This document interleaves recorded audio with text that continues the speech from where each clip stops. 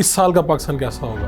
नून के अंदर इस वक्त दो रुझानात जो हैं वो बड़े वाज़ेह हैं, जिसके नवाज शरीफ और मरीम नवाज नकीब हैं, और दूसरी तरफ शहबाज शरीफ साहब एस्टेब्लिशमेंट के बहुत करीब हैं। ये तवक्को करना कि आज मुज़ाकरात होंगे, कल खान रिहा हो जाएगा, परसों हुकूमत बदल जाएगी, ये तवक्को नक्श पर आप नहीं होगा। जो भी तहरीक इंसाफ जगह लेना चाहती है वो किसकी जगह लेना चाहती है? नून की। मुज़ाकरात तो सिर्फ ये होगा कि इमरान खान खामोश हो जाए, बनी गाला उसको भेज दें, वो फौज के फैसलों को मान लें, तो वो 100% कॉन्फिडेंट है हुकूमत और एस्टेब्लिशमेंट, इसमें पीटीआई झूठी साबित होगी। ऐसा आप कह रहे हैं रिलीफ तो कोई ऐसा नजर नहीं आ रहा। इस हद तक कि भाई इस हुकूमत की छुट्टी करा के हमें हुकूमत दे दो, जनरल आसिम मुनीर जो हैं उनके बारे में हम फैसले करने लग पड़े, मेरा ख्याल है इस हद तक वो तैयार नहीं है। यानी रियासत एब्सोल्युटली नोट कह देगी अगर इस तरह का मुतालबा आता है? तकरीबन। ये तो बिलावल साहब का भी बयान आया, ये तो बहाना है, असल निशाना तो हमारा जो एटमी प्रोग्राम है वो है। आसानी से पाकिस्तान और अमेरिका एक दूसरे के खिलाफ नहीं होंगे और इमरान के मसले पे बिल्कुल अलग अलग हो जाए, मुझे डाउट है इसमें। फौजी अदालतों की सजाएं हैं, आपने इसको किसी राइटर की नज़र से देखा है? मैं तो सोहेल वड़ाई साहब की राय जानना चाहता हूँ। राइटर तो एक बहाना है। मैं किसी हाइब्रिड जमहूरियत को, किसी बल्दियाती जमहूरियत को, किसी जनरल मुशर्रफ की जमहूरियत को, मैं इनको जमहूरियत नहीं समझता। ये जो शादी हुई है, मेरा ख्याल है इसके दौरान मुझे लगता है कि कुछ खुशखबरियाँ ज़रूर शरीफ ख़ानदान ने प्रोड्यूस की हैं। जी, हमारे साथ सीनियर सहाफ़ी तज्ज़ियाकार जनाब सोहेल वड़ाई साहब मौजूद हैं, और जो ये मंजरनामा है, मुज़ाकरात की बात हो रही है और फिर ख़ान की मुश्किलात की भी बात हो रही है, तो ये इस मंजरनामे पे क्या ये राय रखती हैं अपनी?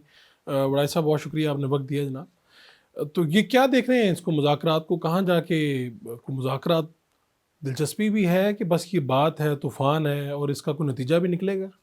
नहीं, मुज़ाकरात तो हमेशा खुश आइंद ही होते हैं, चाहे वो जितनी भी देर ले लें, चाहे नाकाम भी हो जाएं, फिर भी उसमें से कुछ ना कुछ इत्तफाकात निकलते हैं, तो मुज़ाकरात तो होते रहने चाहिए।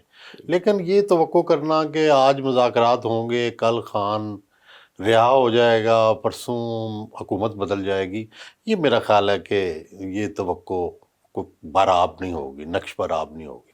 तो ये तो बिलावल साहब का भी बयान आया, फिर आपने लिखा भी कि जो वो कहते हैं जी असल ये तो बहाना है, असल निशाना तो हमारा जो एटमी प्रोग्राम है वो है, और बड़ा संजीदा बयान है। तो आप इसे किस तनाजुर में देखते हैं? नहीं, वो देखें, मिसाइल प्रोग्राम पे हमारी पहले भी ट्रंप साहब ने, जब अभी इमरान वाला मसला नहीं था, तो वो पहले भी एक स्टेटमेंट दे चुके हैं जिसमें उन्होंने कहा था कि सबसे डेंजरस ये पाकिस्तान और इंडिया भी उस वक्त उन्होंने कहा था। लेकिन हमेशा सुपर पावर्स का भी ये होता है कि किसी को वो इग्नोर करते हैं, किसी को टारगेट करते हैं। तो इस वक्त पाकिस्तान हो सकता है टारगेट हो, लेकिन पाकिस्तान के भी अपने मसल हैं, पेंटागन में इनके रवाबत हैं, वहाँ पे चूँकि वो सुपर पावर है, बड़े सालों से 70-75 सालों से इनके तल्लुकात हैं, तो ये भी कोई इतने आसानी से पाकिस्तान और अमेरिका एक दूसरे के ख़िलाफ़ नहीं होंगे। इसके लिए बड़ी जद्दोजहद करनी पड़ेगी।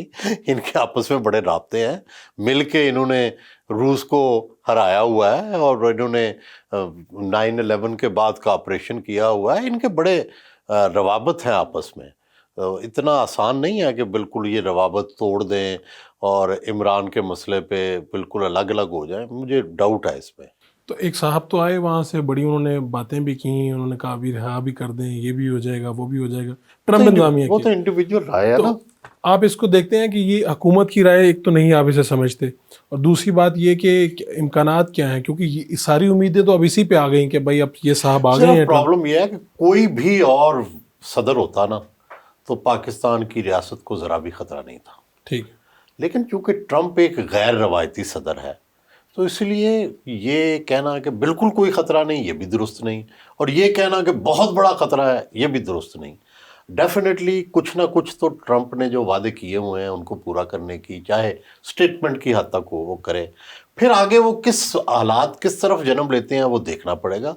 लेकिन रियासत की रिज़ाल्व पाकिस्तान की यही लगती है कि इस मामले में उनके ज़ेर असर नहीं आएंगे। यानी रियासत एब्सोल्युटली नोट कह देगी अगर इस तरह का मुतालबा आता है? तकरीबन।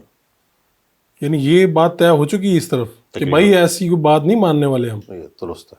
अच्छा, ये अब जो फौजी अदालतों की सज़ाएं हैं, आप भी खबरें आपने भी सुनी, देखी, और बड़ी तेज़ी से फिर ये सिलसिला चला।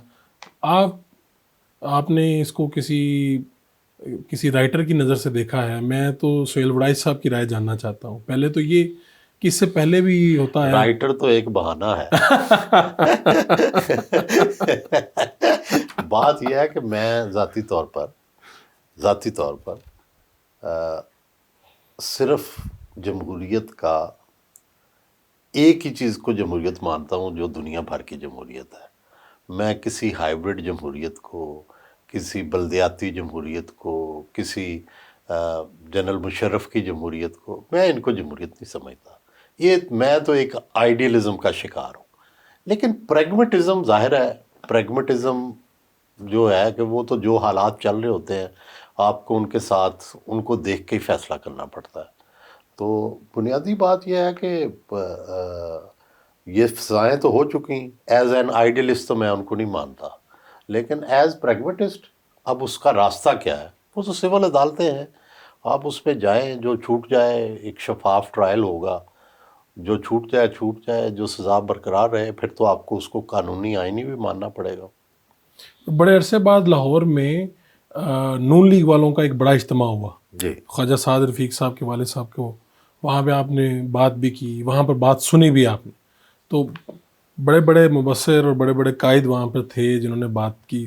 آپ کو کس کی بات زیادہ پسند آئی، اور اب آپ کیا دیکھتے ہیں، نون کی سوچ کیا دیکھتے ہیں کہ ایک یہ جو بات ہو رہی ہے جی مذاکرات اور خان کے لیے کوئی نہیں، مجھے ریلیف؟ نہیں لگا کہ کوئی مذاکرات میں جو گورنمنٹ میں لوگ بیٹھے ہیں وہ تو نہیں سمجھتے کہ مذاکرات سے کوئی فوراً نتیجہ نکلے گا.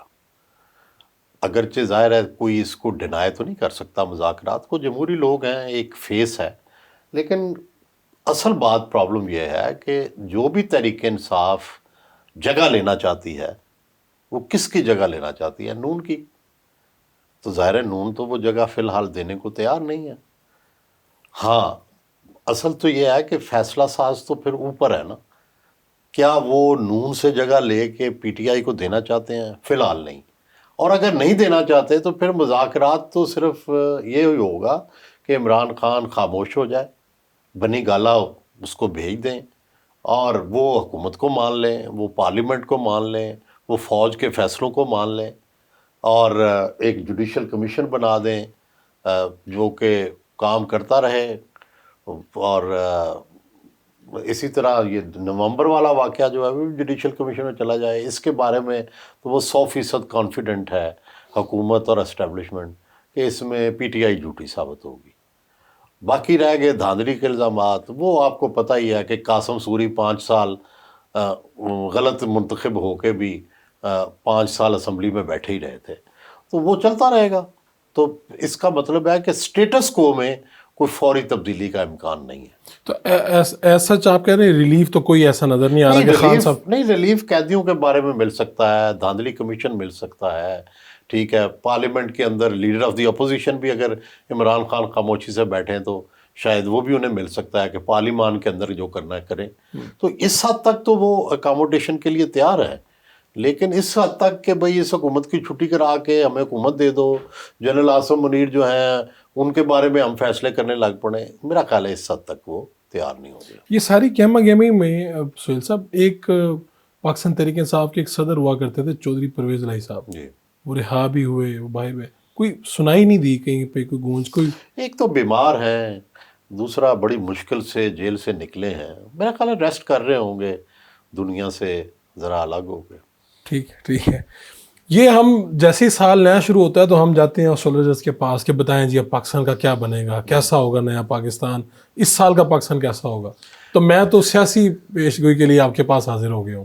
اب مجھے بتائیں کہ 2025 کا یہ جو سال ہے سیاست کے لیے کیسا ہوگا. یہ دیکھیں، سب سے پہلے تو نون کے اندر اس وقت 2 رجحانات جو ہیں وہ بڑے واضح ہیں.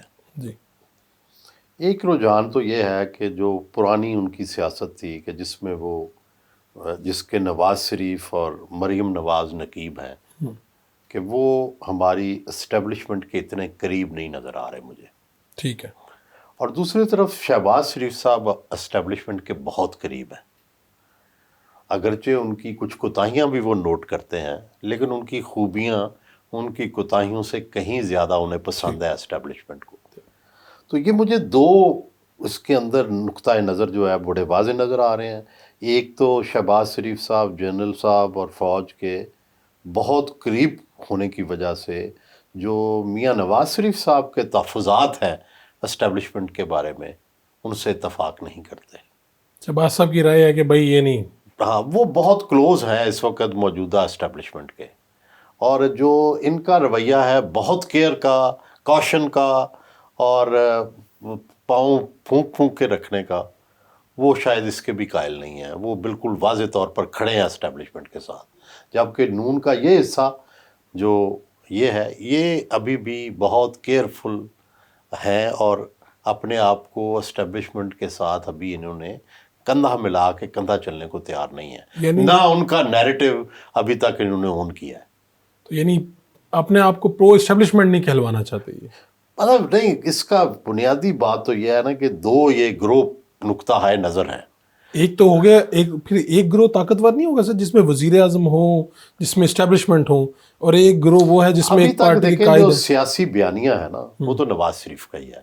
ابھی تک یہ جو متبادل بیانیہ ہے نون کے دوسرے گروپ کا یہ سامنے نہیں آیا، لیکن عمل میں یہی ہو چکا ہے کہ وہ ان کا بیانیہ اور جنرل عاصم منیر کا بیانیہ ایک ہے، اور نواز شریف کا بیانیہ اگرچہ عملی طور پہ وہ بھی حکومت میں شامل ہیں لیکن وہ اس کو پوری طرح اون نہیں کر پا رہے. ان کے کوئی تحفظات ہیں، کیا ان کے مسائل ہیں، یہ ظاہر ہے یہ تو آنے والے وقت میں پتہ چلے گا. تو اب یہ بھی خبریں آ رہی کہ بھی کیبنٹ جو ہے وہ مزید میرا خیال ہے کہ وسعت کچھ اختیار کرنے والی ہے. جو ہے آپس میں یہ جو شادی ہوئی ہے، جی میرا خیال ہے اس کے دوران مجھے لگتا ہے کہ کچھ خوشخبریاں ضرور شریف خاندان نے پروڈیوس کی ہیں، جن میں ایک تو یہ ہے کہ مریم صاحبہ بڑے عرصے کے بعد اسلام آباد میں اپنے چچا کے ساتھ جا کے شانہ بشانہ کھڑی ہوئی ہیں اور انہوں نے ان کا پروگرام آن کیا ہے، نمبر 1.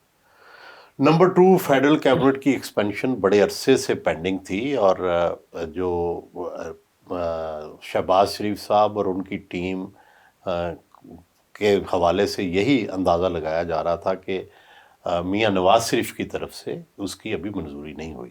لیکن اب مجھے لگتا ہے کہ ان میٹنگز کے دوران ہی یہ فیڈرل کیبنٹ کی ایکسپینشن بھی طے ہو گئی ہے. ٹھیک. تو وقتی طور پہ شاید دونوں جو نقطہ ہے نظر ہے ان کا اتفاق ہو گیا ہے کہ اگر ہم اسی طرح الگ الگ نظر آتے رہے تو اس کا نون کو بھی اور جو ایکسٹینڈڈ شریف فیملی ہے اس کو بھی نقصان ہوگا. چنانچہ وہ ڈیسیژن کہ کس نے اگلا لیڈر ہونا ہے، جو ایک اختلاف رائے ہے بڑا، جس کا میاں نواز شریف صاحب خدشے کے باعث اعلان نہیں کر رہے کہ فیوچر لیڈر کون ہے. کیا شہباز شریف صاحب فیوچر لیڈر ہیں اگلی الیکشن میں پرائم منسٹر کے، یا مریم صاحبہ؟ وہ بیان، وہ خیال وہ سامنے نہیں آ رہا. وہ پینڈنگ ہو گیا ہے. چلے فی الوقت یعنی کہ ابھی سب ٹھیک ہے. ابھی فی الحال ٹھیک ہے. ایک تو یہ بتا دیں کہ آپ بھی خوش ہوتے ہیں جب یہ خبر آتی ہے کہ پاکستان اسٹاک ایکسچینج میں جناب تاریخ ہو گیا ریکارڈ، اور وہاں پہ چلے گئی اور معیشت کے اشاریے اتنے اچھے ہو گئے ہیں. میں تو دیکھتا رہتا ہوں اور پھر باہر جا کے کوشش کرتا ہوں کہ کیا واقعی سب کچھ ٹھیک ہو ظاہر گیا. ہے ابھی تک اس کی جو گراس روٹ تک تو کوئی اثرات نہیں پہنچے. اور دوسرا صرف سٹاک مارکیٹ میرا خیال ہے پیمانہ نہیں ہے. پیمانہ تو یہی ہے نا کہ غربت کی لکیر میں جو ہے کتنے لوگ نیچے گئے ہیں اور کتنے اوپر آئے ہیں غربت کی لکیر سے. تو وہ تو کوئی ابھی تک کوئی ایسی فگر نہیں آئی، بلکہ یہی ہو رہا ہے کہ زیادہ غریب ہو رہے ہیں. اور باقی یہ لگ رہا ہے کہ ڈالر کی قیمت سٹیبل ہے، جو ہے کچھ نہ کچھ انفلیشن ریٹ کافی حد تک کم ہوا ہے. تو یہ دو اچھے انڈیکیٹر ہیں جن سے پتہ لگتا ہے کہ کچھ نہ کچھ بہتری ضرور ہو رہی ہے. حکومت سے آپ پھر مطمئن ہیں؟ اس حد تک، لیکن گراس روٹ تک بھی تو پہنچانا ہے نا. تو اگر مجھے فائدہ ہی نہیں ہے تو یہ فگرز دیکھ دیکھ کے میں خوشی ہو سکتا ہوں آپ کی طرح. بہت شکریہ آپ کا سہیل بھائی صاحب. Thank you.